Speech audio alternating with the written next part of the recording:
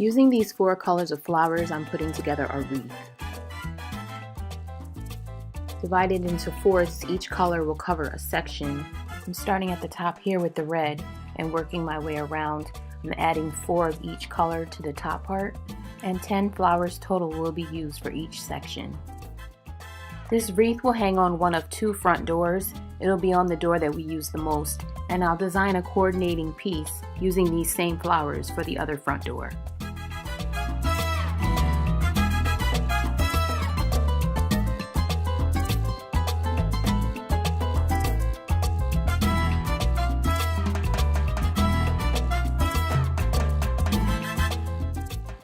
This wreath will hang from the door by the ribbon that's already attached.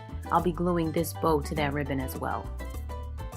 The first front door is all set, so now working on the second front door, we'll take this bow. I already tied the bow together, added 8 ribbons to that. Each set of ribbons has a different length, and the plan is to create clusters of each color of the flower to make it look like a little bouquet ball. So I'm gluing the first piece of styrofoam to the longest ribbon, and I'm going to attach the other long ribbon to the other side of that styrofoam.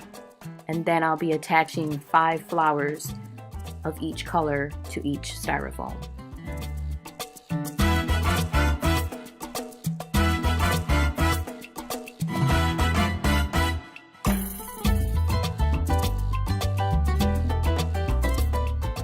I'm starting out by adding only 4 of each color just to see how it'll look, and then I'll add the 5th one of each at the end.